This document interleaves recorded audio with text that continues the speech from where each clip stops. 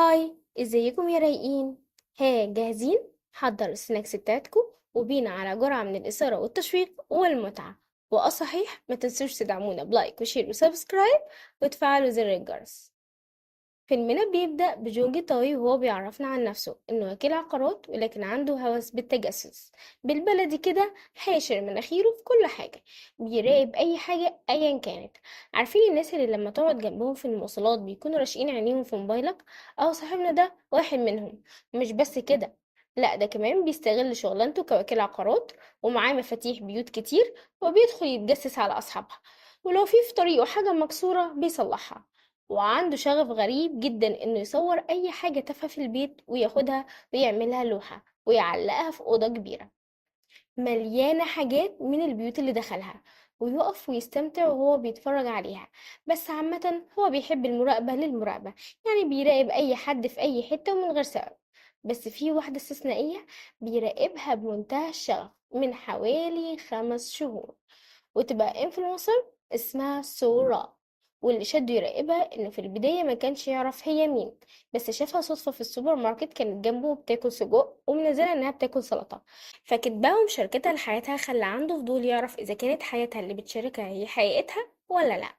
وفضل يراقب فيها 5 شهور ما شاء الله على الفراغ، ويحاول يدخل بيتها عشان يعرف عنها أكتر. وكل محاولاته كانت بتفشل، لحد ما في يوم جات لحد عنده المكتب واديته المفتاح بنفسها. طبعا فرصته جات له لحد عنده، وطلبت منه يشوف حد يأجر بيتها لأن الملك الأساسي للبيت هو اللي طلب منها ده.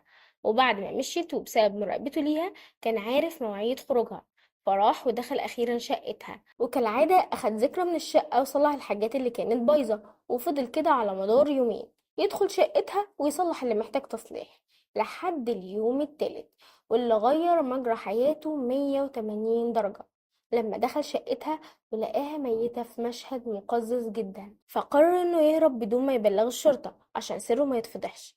شفت اخرة التطفل الحشرية؟ المهم، فقرر يعمل خطة عشان يقدر يبلغ البوليس بدون ما يفضح نفسه.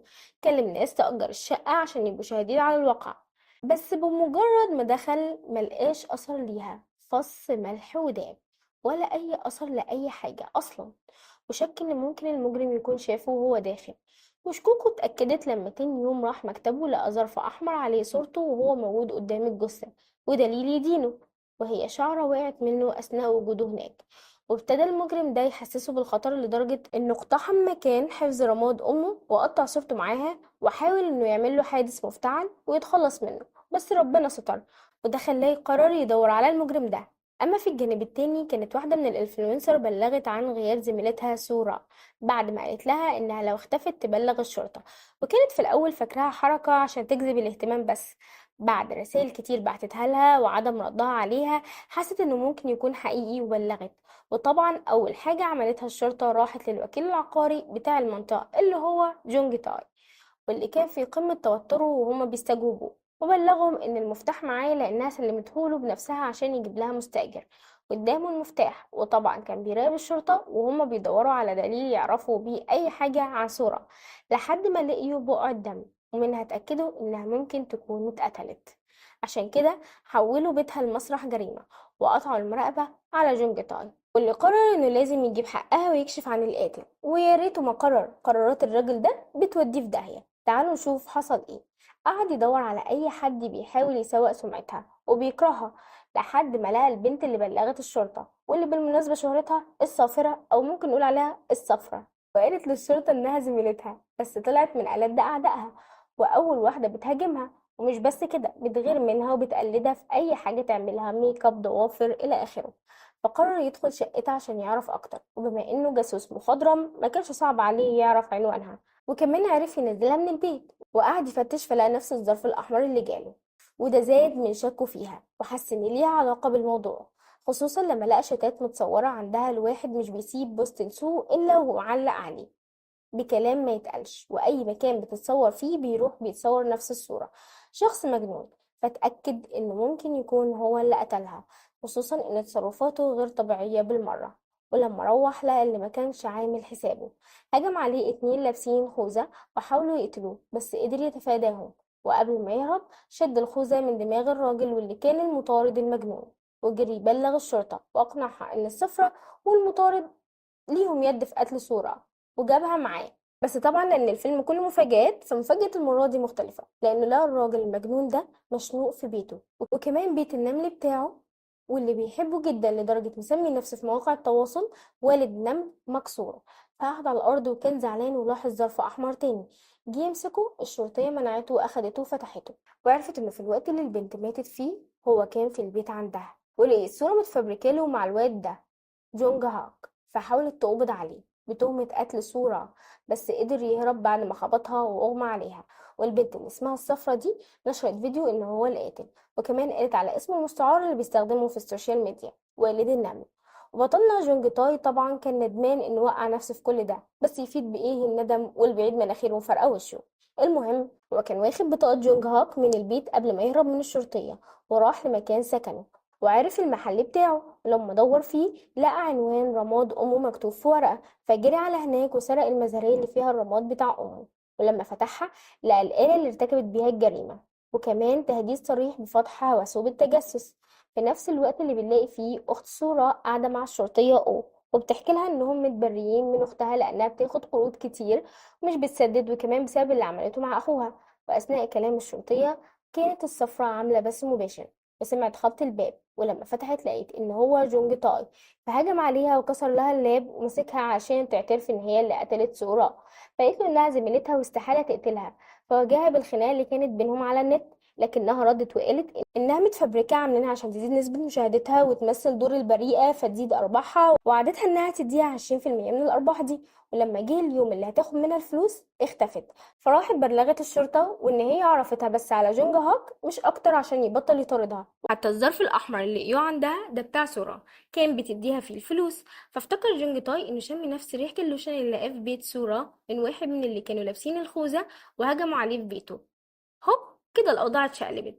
ها، بتفكروا في اللي بفكر فيه؟ أيوة بالظبط، ما طلعتش ميتة. الصفرة مش هي الحربوقة في الفيلم ده، طلع الحرباء والشر بعينه هي الصورة.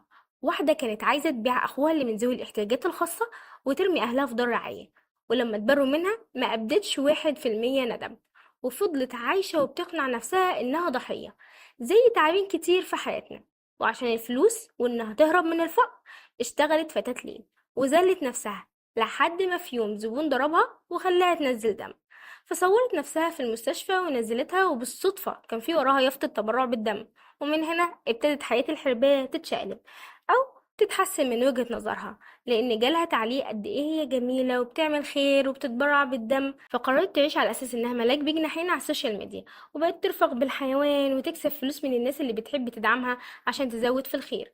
وخلت السفرة تنتقدها عشان تجذب انتباه الناس أكتر ليها، لحد ما ظهر جونج تاي وكيل العقارات المغفل اللي كان فاكر نفسه بيتجسس عليها بدون ما تعرف. بس هي حست في اليوم اللي كانت بتصور فيه فيديو على اساس انها خايفة على القطة بتنزف، وهي اساسا اللي كسر رجليها، بشعة بكل معنى الكلمة. وللأسف الواقع مليان باللي زيها. ولما بقت كل ما تروح في حتة تلاقيه، اتأكدت انه عرف عنها كل اسرارها، فقررت تتخلص منه واحتاجت لمساعدة. فاستعانت بجونج هاك لانه بيحبها وهيسمع كلامها، وخططت لكل اللي حصل ده حتى الدم. سحبت دمها عشان لما الشرطة تلاقيه تعرف انها اتقتلت، وانقلب السحر على الساحر. اتجسست عليه وعرفت كل اسرار حياته، فقررت تنتقم منه. ورغم محاولاتها كتير انها تقتله لكنها فشلت. وساب اليوم اللي كشف فيه وش جونج هاك وانه بوظ مخططها وقدر يهرب، قررت تغير مخططها. ومخططها كان كالآتي: تعمل ان جونج هاك كان صاحبه وقتله وانتحر بعد كده، وهي المسكينة الشرطة تلاقيها في الآخر. بس لما معرفتش تقتله وكمان هو كشف وش جونج هاك، قررت تغير خطتها في الانتقام منه بعد ما خدعت جونج هاك وشنقته. وعند جونج تاي كان بيسوق العربية وفي ايده ظرف من الظروف بتاعتها ومكتوب في المستودع، وفي نفس الوقت اتصلت بالشرطة عشان يجوا للمستودع، وبكده عملت له مصيدة عنب. اما الشرطية فبعد اللي سمعته من اختها جالها شك حوالين سورة، فقررت تروح الملهى الليلي اللي كانت بتشتغل فيه. وسألت واحدة من زمايلها هناك، واكتشفت ان سورة كانت مقربة من واحدة اسمها هيران، واللي تم ابلاغ الشرطة عن اختفائها وتم التحقيق مع سورة، فزاد شكها اكتر. اما سورة فكانت بتستعد عشان تنفذ خطتها وتبقى في الاخر هي الضحية اللي تم انقاذها. حورت نفسها، واول ما جه جونج تاي هجمت عليه بالسلاح اللي معاها، وكمان طعنت نفسها بيه. ولما حست بالشرطة فضلت تصوت عشان يجوا يقبضوا عليه، يبقوا هم اللي أنقذوها. وقبل ما تضحك وتتفشى فيه قدر يهرب من الشرطة، وبكده ما نفذتش برضو اللي كانت عايزاه 100%. أما الشرطية أو فبتصر إنها تدور وراها، وبيوصل لها رسالة من جونج تاي بيقول لها إنه مش هيهرب وهيسلم نفسه، بس بيطلب منها تسمعه قبل ما يعمل كده. وفعلا راحت للمكان اللي كتبه لها في الجواب، وهو بيت جونج هاك، وهي مقررة إنها تسمعه. وبعد كده بنشوف الشرطية وهي واخدة صورة على البيت كدواعي أمنية، وبتحاول تأمن لها البيت. وصورة بتلاقي ظرف من الظروف اللي كانت بتبعتها لجونج تاي، وبتقراها بعد ما الشرطية بتمشي. فبتلاقي إن جونج تاي بيقول لها إن معاه صورة ليها وهي مقتولة، لو عايزة تشوفها تيجي البيت جونج هاك. وبالفعل بتروح، وبيحاول يقررها وهو حاطط كاميرا ليها، ولما بتلاحظ الكاميرا بتكسرها. فبيقول لها إن هي اللي قتلت هيران ودفنتها في المكان اللي في الحقل الواسع. في نفس اللحظة وهو بيحكي بنلاقي الشرطية هي ورجال الأمن لقوا جثة صاحبتها، وبنعرف إنها قتلتها لأنها ابتزتها إنها تنشر حقيقتها على إنها فتاة ليل. ومش بس كده، لقوا جثث لكلاب وقطط كتير من اللي كانت عاملة نفسها بتساعدهم. بما إن جونج تاي حكى لها كل حاجة عن نفسها، قررت تتخلص منه. بس الشرطة دخلت وأنقذته، وقبل ما يسحبوها على السجن قالت له إن كل حاجة كانت بسبب عينك دي اللي بتراقب بيهم الناس، وبظتهم له، بس الحمد لله ما دفعوش يا خسارة. وبعد كده فضلت تضحك زي المجنونة، وأخدوها هي وجونج تاي على السجن اللي اتحبس بتهمة سرقة بيوت الناس واقتحامها. وبعد سنة بنلاقي واحد صحفي بيسألها عن نفسها، وهي بتمثل برضو إنها ملاك، ورجعت ريما لعادتها القديمة. وكل ده داخل أسوار السجن. أما جونج تاي فبيخرج من السجن بعد سنة حسن سير وسلوك، وبيروح للشرطية عشان يشكرها، واللي بتقوله إن هو كمان اتحبس وما كانش بريء، ويدور عن معنى تاني لحياته، لأن كل اللي فات ده ما كانش ليه أي لازمة ولا معنى. وبيخلص الفيلم وهو بيفكر في كلام الشرطية، وبنعرف إن كل واحد يخليه في حياته، والفضول اتجاه الناس ممكن يرمي بيك في بحر انت في غنى عنه من المشاكل. من الآخر خليك في كوزك لما نعوزك. ما تنسوش تعملوا لايك وشير وسبسكرايب وتفعلوا زر الجرس. دمتم رايقين ومستكان ياسين، سلام.